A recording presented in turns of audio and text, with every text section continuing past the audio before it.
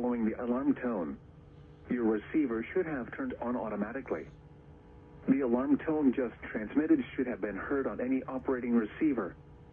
The alarm tone will be used to alert you in times of threatening weather and will be followed by a watch, warning, or emergency message.